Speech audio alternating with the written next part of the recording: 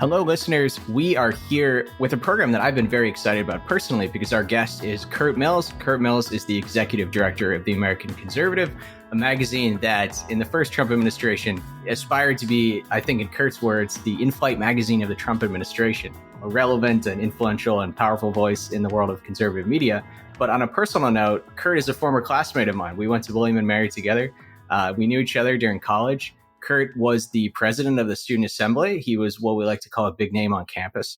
I remember when Curt, he played a big role in putting on what I think was my favorite event of my undergraduate years, which was the event that he helped plan and organize with Christopher Hitchens, the great journalist of UK and American media. We got the chance to meet and talk to Christopher Hitchens not too long before his death, someone who's inspired, I think, everyone in our generation who's trying to do a bit of punditry. Curt, I think before we get any further in this discussion, I want you to introduce yourself to the audience and talk about how you got to where you are. What's been your career and your path so far that's got you to the position that you're in today? Sure. I'm the executive director of the American Conservative magazine based in Washington, D.C.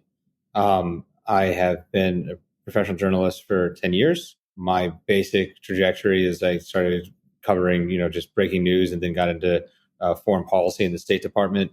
At a number of publications, the Washington Examiner, U.S. News and World Report, the National Interest, I think is where a lot of my sort of cottage industry of covering Trump personnel and foreign policy kind of took off. I helped the Spectator launch their U.S. edition. The home that's probably principally associated with me for the last 6 years has been the American Conservative, where I was previously senior writer and contributing editor, and then I took over the editorship in January. So that's kind of my perspective. Generally speaking, I write about foreign policy and political campaigns, and every once in a while I'll do something else. But I'm less an op-ed shock jock and more of coverage of the political movement as such. No, that's interesting. And Curt, I was wondering, so I've had a deep political evolution throughout my career, whether it be going all the way back to college at Tufts University, where I was more conservative, and then working for, one of the leaders of the House Freedom Caucus as a policy advisor, so on and so forth. And then Trump came in, and it really made me stop, sit down, and reevaluate both my values, my worldview, what do I expect out of politics. And I find that a lot of young, intelligent people have had that moment where they've sat down and been really introspective. Have you experienced any type of political evolution, or have your views remained relatively consistent throughout your career as a journalist? Yeah, I mean, again, I just sort of want to emphasize, I have a perspective and the magazine has a perspective, but I like to think that, my perspective doesn't infect everything. And I've covered foreign policy. So I feel like I've covered the neoconservative organizations, very, very closely. I used to cover, Foundations for Defense of Democracies, back when they would have me at their events. I feel like I've given, a range of perspectives a fair shake. And that's very much how I come at it. If I just wanted to sit here at 34 and just post out what I think it get pretty boring pretty fast. I can do that when I'm a little bit older. So I really do try to come at a balanced perspective. But yeah, since you asked my views, look, I've read tax since I was 13. So believe it or not, I read it in middle school. So my perspective has always been very anchored in anti the Bush administration thing. The magazine was founded basically by conservatives and friends against the Iraq War. It's sort of like the Brexit party or the UKIP party. The worst thing that could ever happen to an organization is that the cause célèbre is over. So the magazine metastasized and changed in the Obama years, and then has like so many other organizations tried to grapple with the Trump moment. What I'm hearing from you, Justin, is that basically like Trump changed your faith in your own conservative bona fides. Yeah, but also the culture, the world around me, everything that was happening, Trump is just a nice little tipping point to pinpoint that to. Yeah, I mean, from my perspective, obviously Trump, like everybody else, is an imperfect person, but like this is just so much better than the party of Jeb Bush and Mitt Romney, in my opinion, and apparently the American people agree. It's interesting that your background is in analyzing foreign policy in the Republican Party and in the conservative ecosystem, because I think that's where a lot of the most interesting ideological activity is happening. And part of why we brought you onto the show today is because this is now in the headlines. This is now at the focus of the national news media and political attention because the incoming Trump administration are working to staff all of the top offices of state. So they're choosing the Secretary of State, Secretary of Defense, the National Security Advisor, Director of National Intelligence, and so on. And there's been a lot of curiosity about what these selections was going to say about where the new Trump administration stands on a lot of big issues in foreign policy. There's been a lot of effort to kind of define what Trump's philosophy is on foreign policy and national security issues. And I think these camps inside the conservative ecosystem have each made a pretty plausible claim that he's a fellow traveler of theirs. But that also means that both claims are not entirely persuasive because there's evidence in each direction. So ahead of this election, I think that the restrainer camp, the camp that I think, Curt, that you're more associated with, that the American conservative is more associated with, was looking pretty triumphant. I was reading people like Zaid Jilani. I was listening to people like J.D. Vance, who seemed very confident that this new administration was going to represent their perspective, that it was going to be a restrainer administration. And for anyone listening, when we say restrainer, we're talking about people who advocate for a less aggressive U.S. role around the world, restrain U.S. power, restrain U.S. military aggression, and so on. And it seemed as though the restrainers were triumphant, and the hawks, their opponent camp, the camp of neoconservatives and the George W. Bush administration, like you said, Curt, was in retreat. But now that the administration is getting staffed, I think that that's really being called into question. We're looking at some of the top appointments so far. Marco Rubio, Secretary of State. Michael Waltz, who came in our program in the past as National Security Advisor. Curt, do you feel disappointed, not quite vindicated? Do you think that there was perhaps a little bit too much confidence in the restrainer camp that the next Trump administration was going to represent their views? What do you think so far? How was the Waltz program? I haven't seen that episode. What'd you make of him? I asked him about the impeachment of Trump in 2020, the one that had to do with Ukraine. And the answer that we got was not very satisfying. Justin, you have any other memories from that discussion? I think what Curt Mills would call your garden variety Jeb Bush, George W. Bush Warhawk. Now, I don't use that necessarily as a pejorative, but he was very strong on military intervention against Russia. He was very anti-China, and he held close to a narrative that was very almost pro-intervention. However, with that underlying deference, that lip service, some would say, to President Trump. It was in the early days after the full-scale invasion in 2022 that we talked to him. More weapons, long-range weapons. The Biden administration isn't doing enough. Yeah, it was in probably April, early 2022, and that was very much his perspective. His angle was that the Biden administration weren't doing enough to support Ukraine. And so that's different from what we were hearing from Trump during this election campaign. Right. Although I do believe Trump said something like that once, but sure. But he said everything. Yeah, but I think there's a clear theme to it. But I think my basic cut is that I remain pretty optimistic. I'm as optimistic about this administration thus far as any I can remember in my adult life. I guess I would say, which I suppose is an extremely low bar. It's hard to say exactly where I was on it in November of 2016. But even the Secretary of State, carousel, they were looking at Romney, Gingrich, Giuliani, Petraeus. He had assembled a cabinet by early January that was, clearly not Bannonite in inflection. Bannon was in there. There were elements, but he had effectively staffed himself with a Latin American cabinet. All oil executives and generals, right? Which I don't know. It wasn't as exciting as perhaps that sounds, but and I remember. Probably one of the more fun or potentially just shake up picks.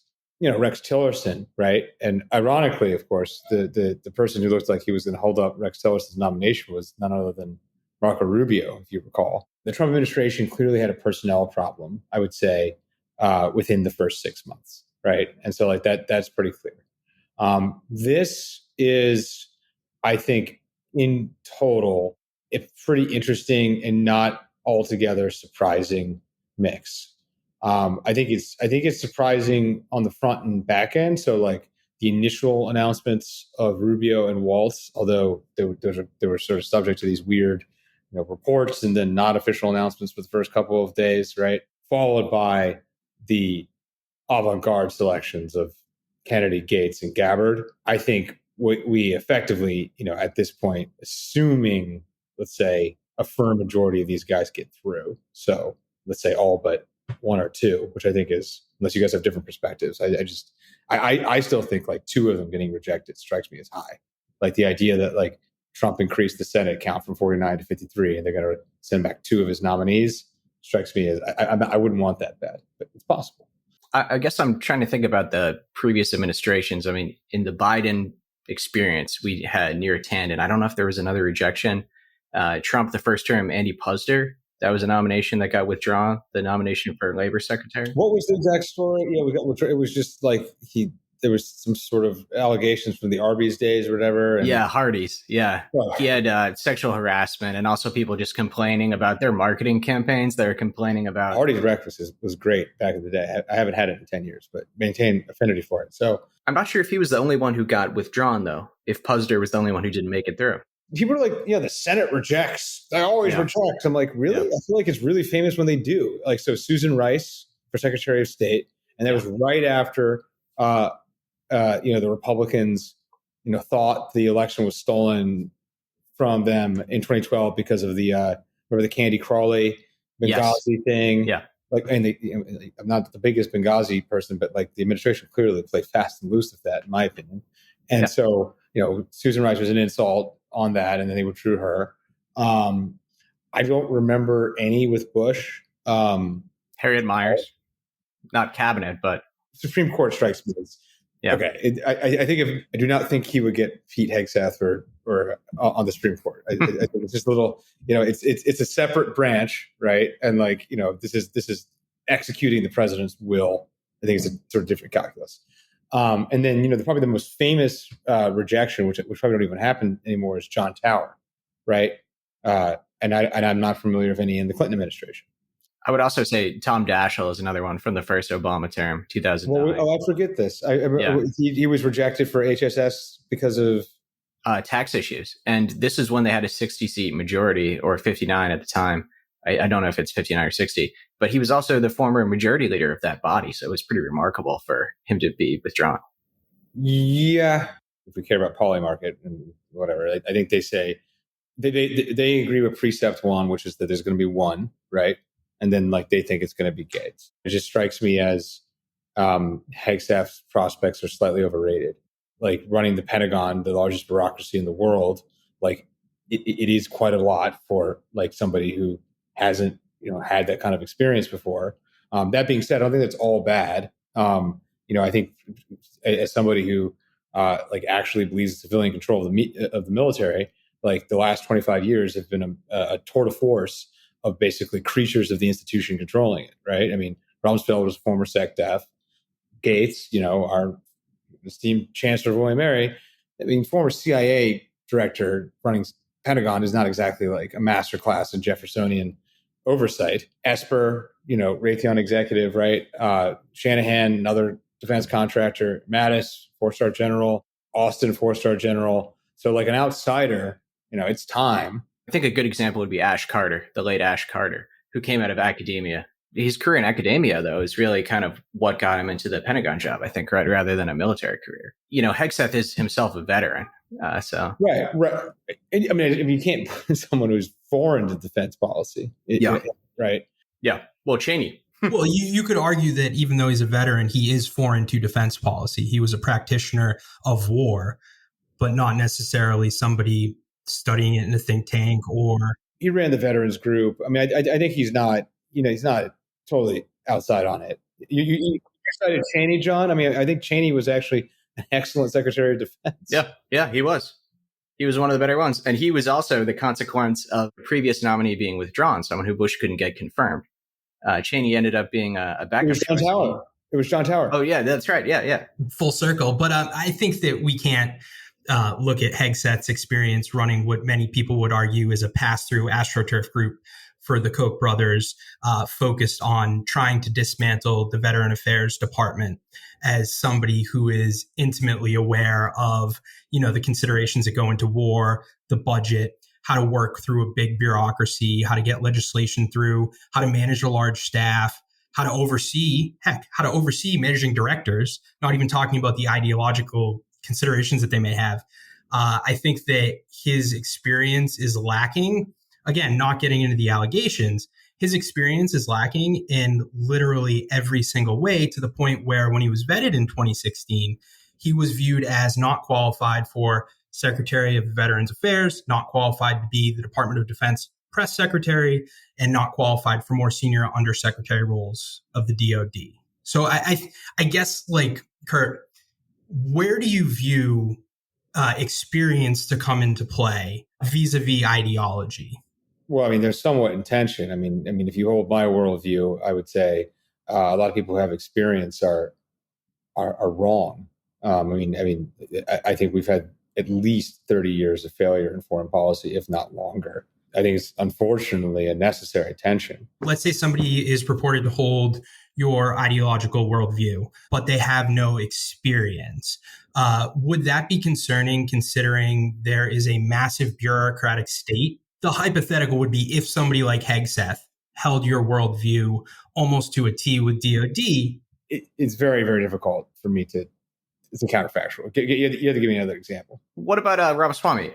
Curt, I know that you had a column recently that was kind of like soft floating the idea that Ramaswamy could be a sex state nominee. So he's someone who does not have experience in foreign policy, but he's someone who probably has opinions on a lot of current events in the world that are not incompatible with your own.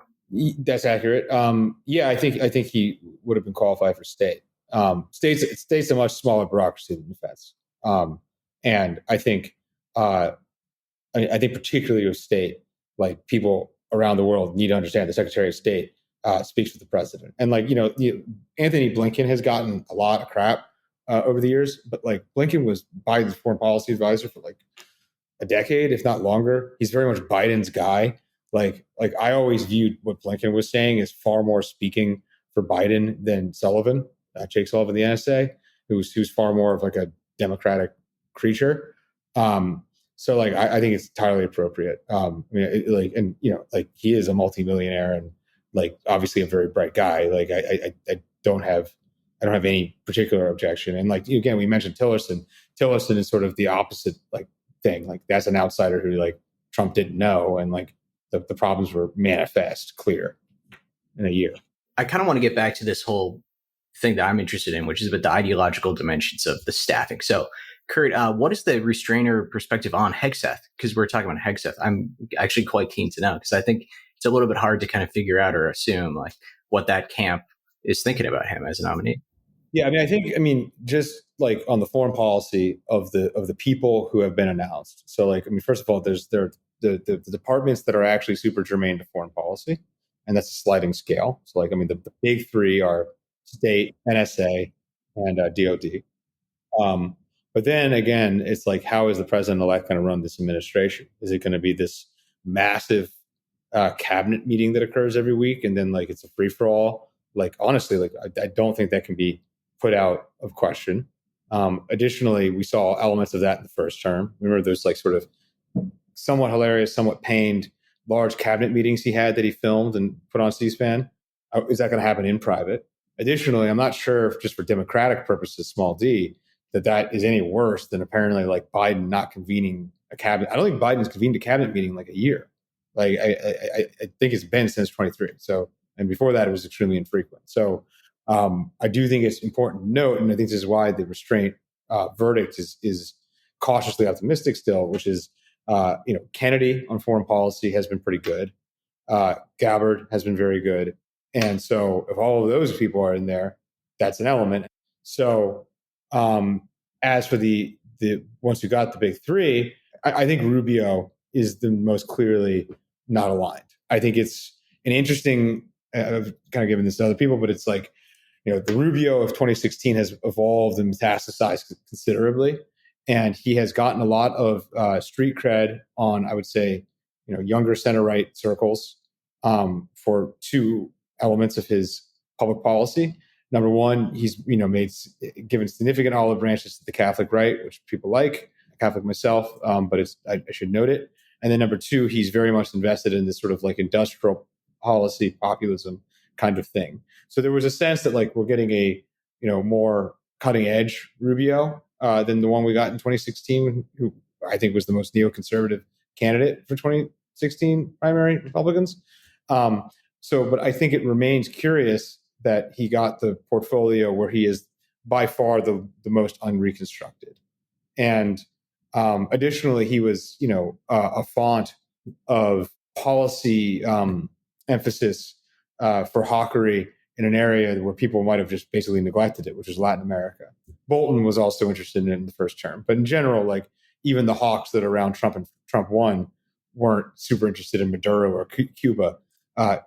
Rubio's track record here is clear. And so would have been my pick. Made it pretty clear. Hegstaff, I think, has a clear record of basically TV ready conservative bromides, and like so much what's interesting about Trump is that he kind of violates the linguistic rule of foreign policy and television, which is like I always assume like it's just so much easier to be a sort of neoconservative or even a Democratic hawk because it's just cleaner to be like, let's chop some heads, let's respond, blah blah blah blah blah blah. Not putting aside the financial incentives to do that kind of thing. It actually just sounds better on television. And what Trump has actually done, which is amazing, is that he's sort of hacked a way around it, which is introducing a more realist and restrained approach into the body politic, and he still sounds obviously popular on television. I mean, going back to the days of Abby Hoffman, but certainly through Michael Moore, a lot of personalities have had success at manipulating the media to pay attention to strong, clear communication that's anti-war. I mean, some of our most successful kind of political clown characters have been people of that ilk, right? I mean, it's not always the hawks that are going to win the television conversation. Yeah, I think they do. I think they generally win unless there's a lot of body bags. And so Iraq was an example of where it was just like it paid to be on the anti-Iraq side, and that's why Barack Obama became the president, right? But I think in general, like, and that's what's honestly remains sinister about U.S. foreign policy, in my opinion. They've just innovated around the American body bag problem, right? And we drone strike, we support other people with munitions. I think it's the 20th anniversary of Fallujah this month. Like, it keeps that off the front pages. They learned that much from the neocons. So, well, I'm not sure that it's the neocon innovation in that regard, Curt, because my memory of how the drone strike thing evolved was that George W. Bush was the boots on the ground interventionist, and when President Obama came into office, the emphasis was on removing American soldiers from combat areas and replacing them with drones. And it was at the time kind of viewed as like a restrainer move. And then the Trump administration went further by taking away a lot of the transparency from the record of drone strikes, right? So I'm not really sure that it's the case that it's a neocon innovation. I think it's almost the other way around. Well, again, this also gets into what the neocons are, but like, fair enough. You got to recall, I mean, there was a fight within the Bush administration on levels of troop presence in the Middle East, right? And the Rumsfeld was the light touch person. Yeah. And then, again, it's always sort of confused because you remember, like, John McCain, before he ran for president in 2008, was like a constant presence on like the liberal circuit on MSNBC, Daily Show, etc. Yeah. As a he critic hosted SNL. Yeah. Right. And then, like, so when he sacked Rumsfeld in 2006, and they decided to do something else. Well, it turns out what McCain wanted was even more troops, the surge, right?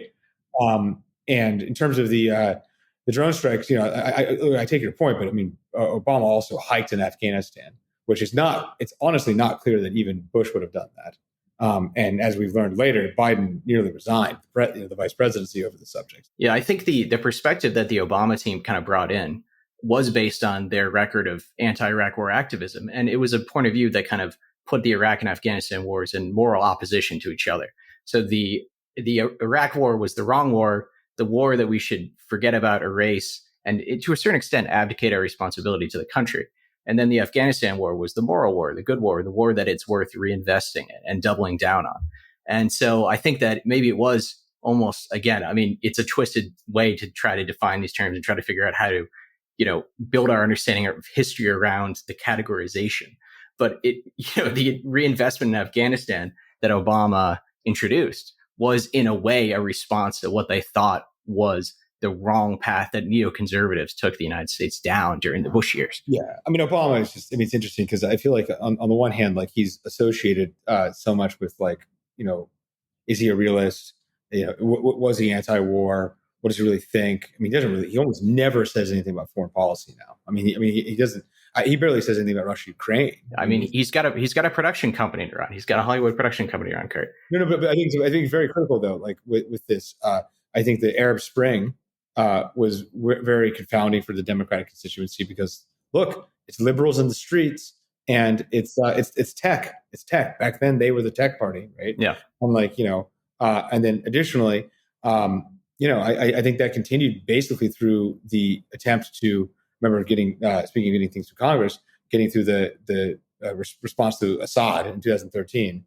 We didn't see really the return to Obama, the world weary, person until maybe the later term of term 2. But then by then, he's lame duck. Do you authorize the use of force by the president against the state of Iran? Well, right now, absolutely not. I think that we should be trying to de-escalate the situation. Of course, we need to have red lines, though. If the Iranians attack American troops, if they play an escalatory role, multiple times. If they play an escalatory role in the conflict, we need to be willing to respond. They have attacked. Certain militia groups have attacked, and I think we've done the right thing, a proportionate response. If they hit us, we have to hit them back. But if you're talking about an attack on the Iranian mainland, I think that would be a significant escalation. Right now, it would be a mistake.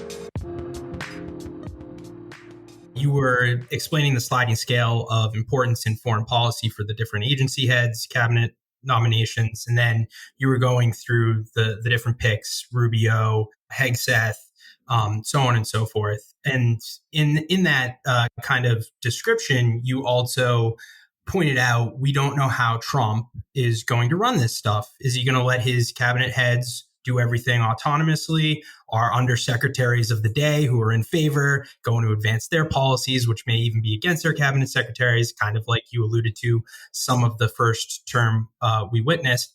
I'm curious, what role do you think J.D. Vance could have on foreign policy? And assuming that he is a restrainer, like my understanding of him is, could he be maybe that voice where if Trump takes his eye off the ball, Vance could step in and bring some cohesion here? I think surely. My basic cut is that Vance will near uniformly be the last person Trump talks to. I think that's a sort of loose understanding of the vice president's role in the modern sphere. And there's no evidence that Pence wasn't really afforded that. I think Pence is sort of a pitiable figure now, but I think he was important in the first administration. And then secondly, obviously Vance comes from a much different background than Pence. And I think the reality is that this is what I've been shopping around. I think Vance will be the most likely model for his vice presidency will actually be Biden's, which is an above average important vice president and somebody who I think is probably perennially underrated to become president. Perhaps not underrated at this point, but I mean, if you consider Vance's trajectory over the last 30 months, he was probably pretty underrated. So I'm going to make a comparison that I think is probably quite unusual, one that's almost never been made, and that's of Donald Trump to Angela Merkel. Quite unusual one. So when Angela Merkel, across her 16 years in power, was maintaining her chancellorship, she was swapping in and out coalition partners. And so she was working with the SPD, the Social Democrats, the center-left party in Germany. She was working with the FDP, the Free Democratic Party, which is a sort of center-right liberal party in Germany. And there was a discussion about how Angela Merkel didn't really herself stand for almost anything. And it was up to the coalition partners to fill in the basket. That was the term that they used. And I think about that a lot because I think it's a great visual sort of representation of what this process is. And it's something that I've always witnessed with the Trump administration. the previous one and the incoming one. It's a contest to fill in the basket of Trumpism. And so that's why I've kind of been saying that from my point of view, I don't see much in the way of foreign policy philosophy with Trump, the way that we divide people in these categories, restrainer, hawk, neoconservative, and what have you. And I think that he's been consistent on some things. We know that he likes tariffs. When it comes to these questions about intervention, what does he think about Iran? What does he think about Venezuela? What does he think about Russia, North Korea, and China, and so on? I think that it is, just like with Merkel, a contest to fill in the basket. And during the campaign, we saw those attempts to project the views of outsiders onto him. Right now, we're seeing this feeding frenzy, this contest to fill these staff roles. I'd love to hear more from you, Curt, on what you know about the process of selection. What are you hearing from your sources inside Trump world about how Trump is making these decisions and how the different camps right now are jockeying and orienting themselves to be able to influence these personnel choices? I think that's a provocative analogy. I think he's about at least a half standard deviation, if not a full standard deviation, more ideological than that. You flagged the key one, tariffs. But the mandate is overwhelming now on immigration. And then additionally, I think we do have a pretty clear record of him. Push comes to shove, he does not want a war. And, like take North Korea, a lot of saber rattling in 2017 on that, only to be the most, diplomatic towards the North Koreans since, I don't know, the Korean War. I'm not an expert exactly on U.S. relations with Kim Il-sung, but I don't think U.S. presidents met with Kim Il-sung. It could be fact check me on that. Certainly not ill. And so we saw his true face there. Iran, same thing. Some clear escalations on the U.S. side. But push comes to shove, didn't want it. And then additionally, didn't talk like an Iran hawk, right? I mean, I remember very clearly, like in 2018. Remember this? We spoke about Mattis. I mean, Mattis resigned in moral protest that Trump was going to leave Syria, which is considered like the biggest thing ever 6 Christmases ago. And a true Iran hawk would not forfeit the U.S. or even try to forfeit the U.S. toehold of Syria. As to the process, which you asked about, I think it's a fracas down in Mar-a-Lago. I think Susie Wiles, chief of staff, is probably the most ruthless and effective operations person he's had in quite some time. It's a callback in some ways to Trump's real estate construction days, where we know he favored powerful women. We haven't seen that as much in his management in the 2000s, 2010s, but I mean, it's in the water. I mean, you see the Apprentice movie, that is part of his career. And I think he found her. I think what's very notable is that these picks are often younger. I mean, we're now dealing with a 40-year-old vice president-elect and a bunch of 50-year-olds. I think Gabbard, Waltz, Rubio are all about that age. And so I think that's a factor. And then I think he values people with independent profiles, which is why I think potentially the Hegseth thing is more precarious. So Gates is a celebrity, Gabbard's a celebrity, Kennedy's a celebrity. And so I think that's the process.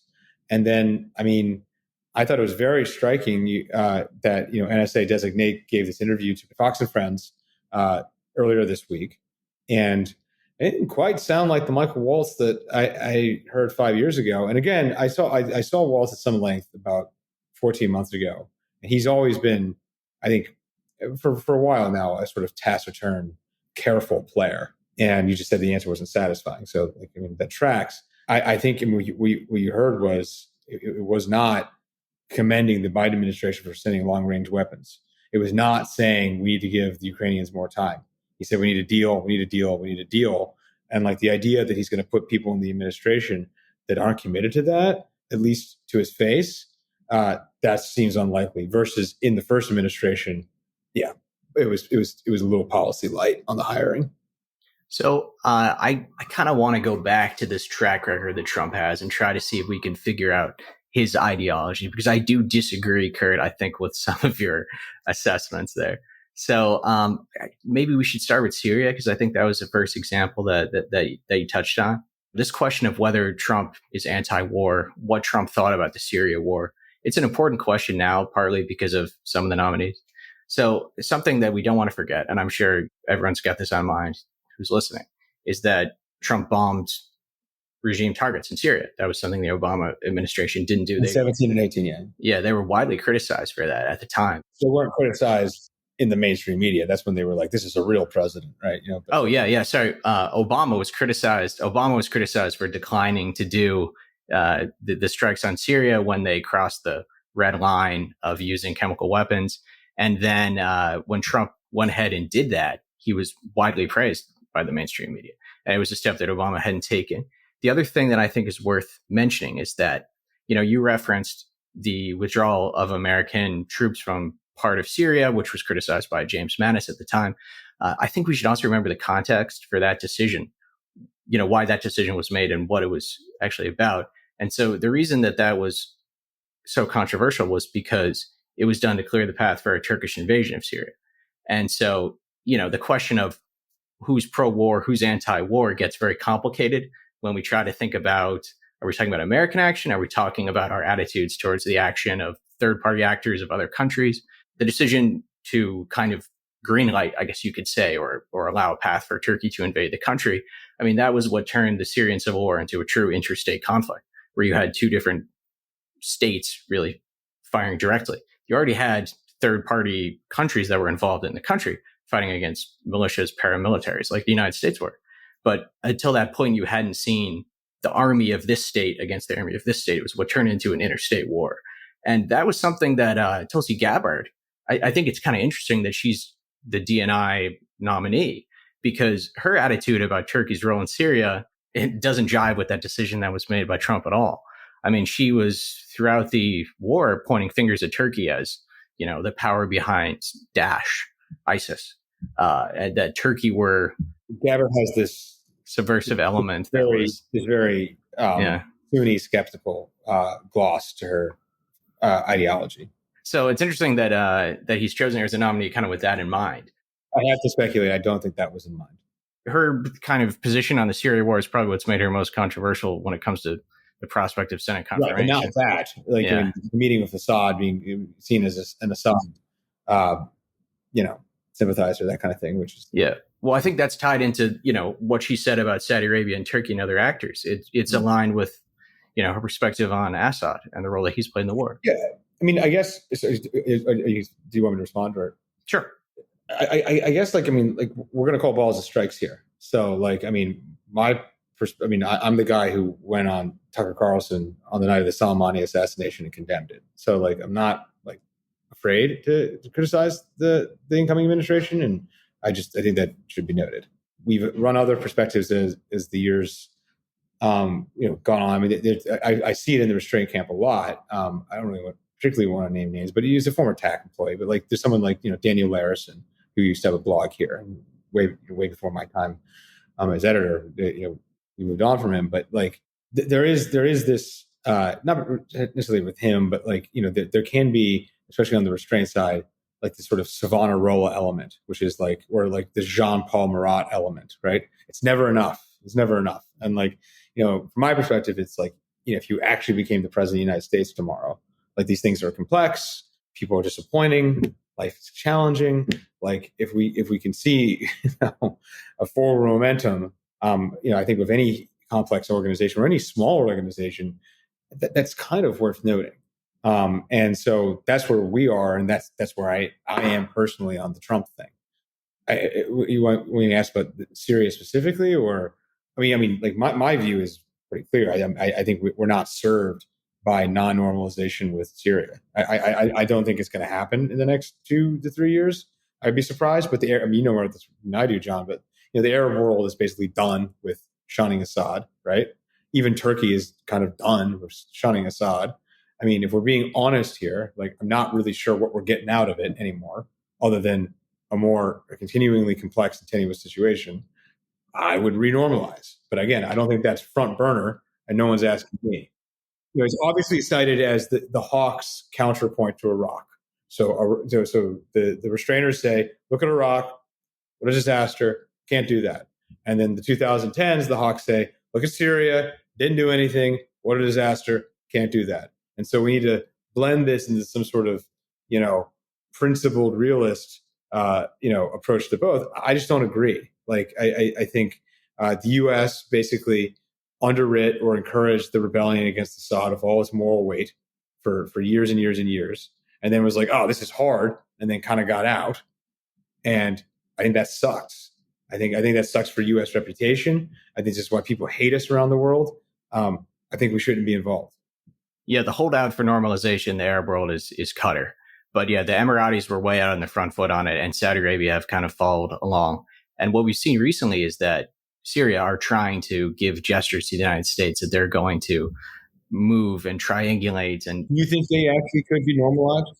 I think that we could get a soft normalization. And I think that the way that Syria have been behaving during the Gaza war is a pretty clear signal that they're trying to send to the U.S. side to say, we are ready to work with you again and resume the role that we had during the Hafez al-Assad years of kind of triangulating between all the other different actors in the region, separating a little bit from especially Iran, but also Russia where possible. I wanted to go over a couple other of these examples that I think are difficult ones for restrainers who want to claim Trump. Maximum pressure is probably the most obvious. And Curt, you already referenced the Soleimani assassination. We don't have to spend that much time on that because we could end up talking about it forever. But I think a lot of the staff appointments that we're getting are indicating that that could be back on the table again. And the regional dynamics are very different this time. So that'll be an interesting thing to observe. But we definitely have a track record from Trump of, maximum pressure and kind of licking his chops for military action against the Iranians. I think Venezuela is a very interesting case. What we witnessed in the first administration, I think, really puts a pretty big challenge on the restrainer claim that Trump is one of their own. There's some reporting from the AP that I dug up when I was kind of trying to investigate this a little bit.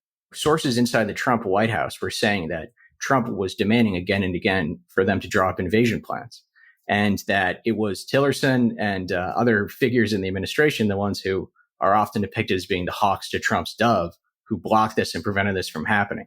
My reaction might be, okay, those are those guys telling the AP this. It's Rex Tillerson telling the AP, hey, I stopped Trump from invading Venezuela. But the AP reporting was also validated by diplomats from Colombia and people from Colombia who are also giving this same version of events to reporters. So it seems pretty credible to me. We're seeing Rubio put in, someone who is very eager to kind of affect regime change or evolution in Latin America. I think it's interesting that the conversation about restraint versus hawkishness might start moving geographically towards Latin America. And you kind of referenced this too, Curt.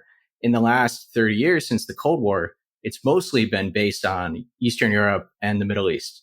When we talk about the use of military power, that's where the conversations are happening. Bosnia, Iraq, Afghanistan, if we want to go a little bit further into Asia.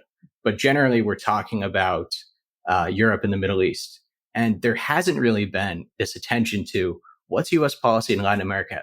What's our policy about the regimes that we're opposed to in that part of the world? And the Trump administration were probably more hawkish than any in my lifetime when it comes to Latin America. Maybe the president when I was born, George Bush, who invaded Panama and Grenada. But since then, he was the most aggressive when it came to regime change. They were talking about Guaido like he was Bonnie Prince Charlie, the prince in exile. And I think that with Rubio as Secretary of State, we might see more focus on Latin America, and we might need to start having a conversation about how interventionist or restrained U.S. policy is towards that part of the world in a way that maybe mismatches the lines of this conversation as it applies to Europe and the Middle East.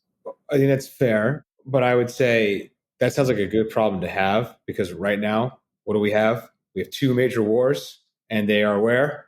Eastern Europe and the Middle East. So, I guess we will discuss the Latin American war when it occurs.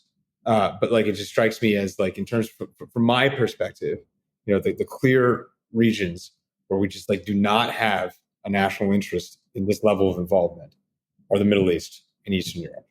Don't believe it, and we're doing it again. And I'd like to get out as soon as possible. And I think if Trump stays this time next year, these will no longer be Biden's wars. These will be Trump's wars. And I think it's actually very similar to COVID in some ways. I know this is a sort of, you got your Merkel comparison, so I'm going to make this. When we double dipped on COVID when we kept the masks and we kept the procedures going into 21. Really, it didn't really stop until spring 22. In the American voters' mind, COVID was a damn thing, right? Even though the lockdowns, a lot of the restrictions were done under a Republican president, like that is still the collective memory. And that will be the danger of this moment for the center-right perspective, which is if we do stay or we escalate, this will own this, right? Trump will own this. And so, and I think the same thing happened to Nixon, who I'm relatively complimentary of. But like, why didn't he just go to Vietnam in '69? And I think he would have had a less complex presidency, to put it delicately. On Latin America, I mean, I think this is actually one that, like, there is this thing called the Monroe Doctrine. This has been about 200 years of this thing. I think there are reasonable restraint arguments for a greater footprint in the region. We have declared non-interventionist foreign policies from most Latin American governments, right? Which is almost like an invitation for the United States to have a heavy hand, right? My own view is that we should work with basically every government in the region and try to keep it peaceful. I care about migration. I think it's a minor miracle that we haven't had African-style migration problems in the United States, but we could. And so I think, peace in the region is important.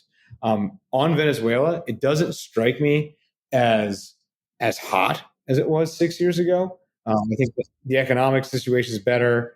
I think Maduro, if you think he's, the sort of heavier set, less murderous version of Assad, right? Mustachio people that the State Department wants to take out, whatever.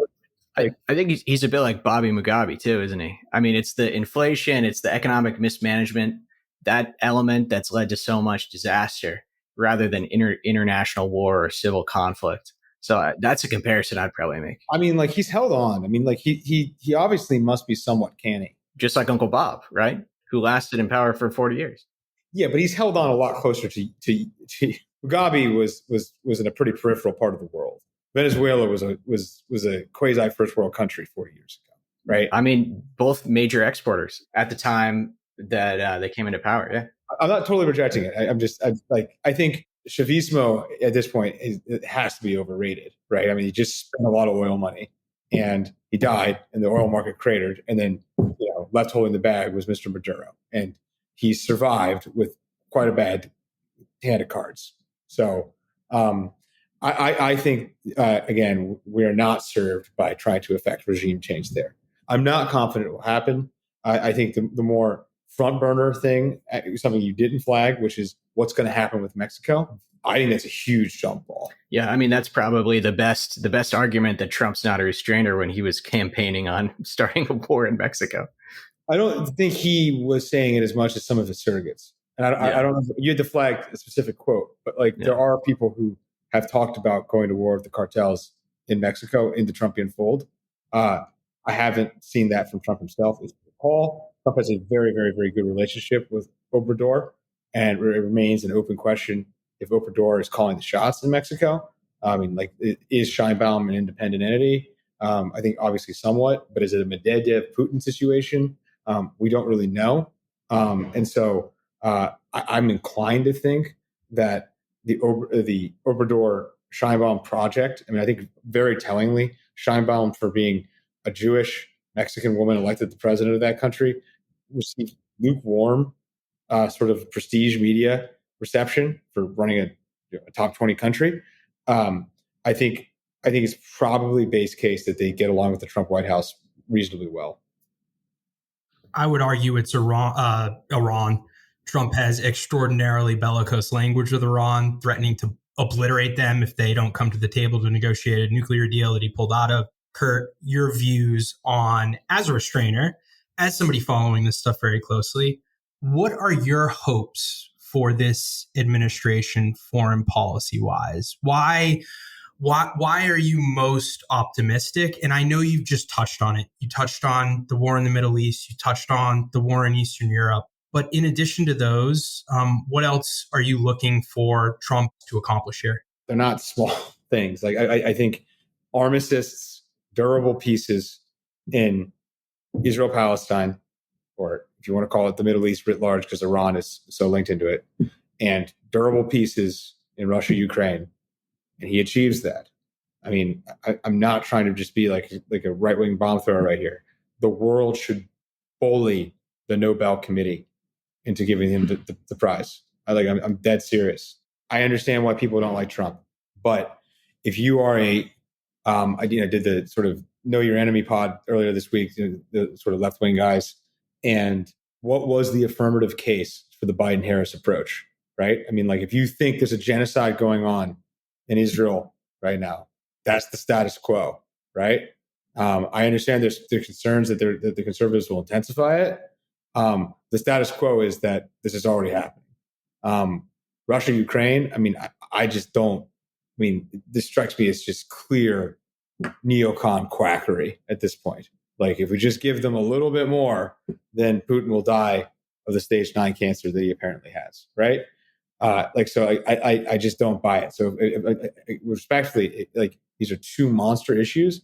And if he takes them off the table, I mean, that's already a successful presidency. Does it matter how they're resolved though? I mean, sure, of course it matters how it resolves. But I think there's pretty clear frameworks for both of them. I mean, Russia, Ukraine, I think there's a pretty clear framework. It's not just me saying this, but like I've been saying this for a long time, but it's been said in Foreign Affairs magazine ad nauseum, an armistice.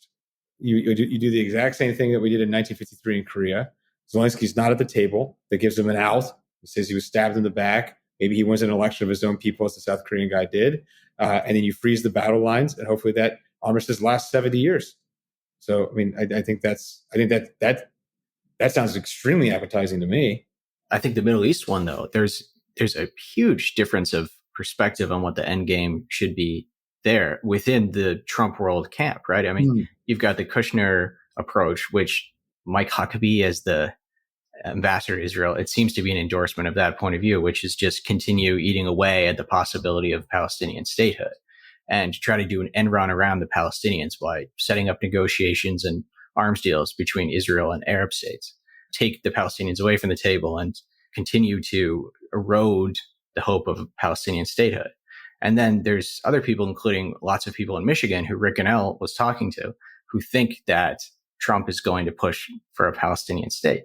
So what's the end game there? And I don't know. What is the restrainer camp hoping for? The latter, I hope. But I don't want to speak for anybody else. I think there's a range of opinions. I mean, I think there is a lot of smart commentary that thinks the Palestinian Authority basically has lost the right to govern the Palestinian people, and like they won't have political legitimacy. So far as what I'm aware of the region, I think that guy Mohammed Dalan is like a player who's like trying to like pitch himself as like a quasi-democratic strongman after this whole thing happens. Yeah, we went through this in Iraq as well. With Shalaby. Yeah, Shalaby, and then the guy that McGurk was pushing for after him, which is Maliki. Oh, well, Maliki worked until it didn't. So, yeah, well, it didn't. I think there is some in a restraint camp that actually think that it's just going to be one country and it's going to be a democracy, right? So the Kerry's prophecy, remember he gave that speech in December of 2016, swan song for the State Department. He says that Israel will be democratic or Jewish, but not both, right? So there's some push for a democratic Israeli state that is less ethno-nationally Jewish. Myself, that strikes me as kind of like less realistic than a two-state solution eventually. I mean, it's just like the entire purpose of Zionism was to have a Jewish state. I'm more comfortable than maybe many on my side with that still being the working framework. I do think there are signs, a comparison to the first administration. Trump's taking a boss's calls. That's very similar to Trump taking size calls with Taiwan. And so I do think it's a major confounding variable and a check on the hawks. Additionally, I mean, what we know, I mean, there was a very revealing interview that was done August or September, don't quote me on it, but with Zarif, who's now back as one of the new Iranian president's 100 vice presidents, like it's a 80s corporation or whatever. Zarif is obviously probably the best networked person within the regime in the United States. I think it's very interesting. So the Chinese say nothing on who they prefer. The Russians lie or say the opposite. They preferred Harris. The Iranians are either not read in enough to know to lie or say nothing. They said they were divided, which I thought was very interesting. It goes into like how the status quo is bad for Iran. How could it be worse? right? That's obviously the perspective of some. You could say that's foolhardy. It could always be worse. But like I thought it was very revealing that Zarif, basically said some of the military were more sympathetic to Trump winning, et cetera, et cetera, et cetera. Additionally, for better or worse, Trump is precedent shattering. I mean, like one of the things that was associated with Bolton's ouster, John Bolton, September of 2019, was that Trump literally wanted to have the Taliban at Camp David. Okay. And like, as unbelievable as it would be to Trump have a meeting with Pezeshkian or even the supreme leader, or go to Iran, or go to I don't Oman, right? That's where the back channels happen a lot. Like, it's not inconceivable. The biggest factor here that suggests that we've got a different playing field is what the Arab Gulf states are looking for right now. And so they've always had a huge voice in Trump world. And this is for a reason that we haven't really talked about yet. And I think one of the biggest concerns always with the Trump presidency is that, to put it very starkly, the door is open for foreign bribery, right? I mean, we definitely saw that with Jared Kushner. I think there's really no denying it. But also, Trump didn't do what other recent presidents have done and divest from his businesses. He continued to engage in real estate business transactions with other countries, and countries that don't have laws against foreign bribery are able to take advantage of this. I mean, we saw how much of a voice Turkey, Saudi Arabia, the UAE, and to a certain extent Qatar had inside the Trump administration, because they were able to engage with him as a business partner as well as a foreign policy counterpart. And this is something that, it opens up U.S. policymaking to interests that aren't American. And sometimes this is good for outcomes, because right now the Gulf states are voices of pragmatism when it comes to regional security issues. They weren't in 2017. They are now. So maybe that's okay for outcomes. Do you include Saudi in that? Yeah, well, I think they're the example. They're the ones I'm thinking of, really. I think right now they're the most pragmatic. Certainly between them and the UAE. Do you think that they effectively, the GCC you're saying has dropped, the whip hand of the GCC has really, really dropped the Iran regime change stuff? I think regime change is something that is less of a genuine pragmatic ambition for them, or a plausible ambition for them right now. Versus it was 7 years ago. But also, I mean, their attitude towards the Qataris, their attitude towards Lebanon, their attitude towards Syria, their attitude towards a lot of things has evolved in a more pragmatic direction since 2017. And as part of that they also, granted, the Arab Spring, I don't know why we're talking about this. Nobody talks about it anymore. Brought it up twice. But is part of it that, it's not an irrational viewpoint that if one Muslim world country collapses, that others could even. Yeah, absolutely. I mean, the period of the 2010s, it was an ideological battle. And there was a real serious concern that they were going to be the next domino to fall. And they were responding to this often with their own aggressive, destabilizing policies. And I think we also had a young crown prince in Saudi Arabia who had very little experience, who had lots of ambitions, and who took very risky, destabilizing decisions. And I think that what we're seeing now is the same person has, to a large extent, kind of matured into his leadership role. And I think that he's learned things from decisions that have backfired. Back to what I'm thinking about and what I'm worried about, and I kind of want to hear your perspective about, Curt, is that, we're in a situation where foreign interests have a big voice at the table because of the web of business conflicts of interest that we're getting in the Trump administration. And, it's hard to deny this. We're seeing how they're moving away from background checks, no divestment, on and on and on. And we know the experience of the first term. So sometimes the outcomes can be acceptable if the foreign voices are preaching pragmatism. But as a process matter, as a constitutional matter, we don't want to be in this situation, do we? It's obviously not super ideal. I mean, I would say, if you flag the background check thing, and as a process, we are over classified. I think that's clear. Okay, it is just remains ridiculous that applicants to the government have to lie about college marijuana use. That just strikes me as a dumb law. Yeah. We're not worried about that. What we're talking about are foreign conflicts of interest.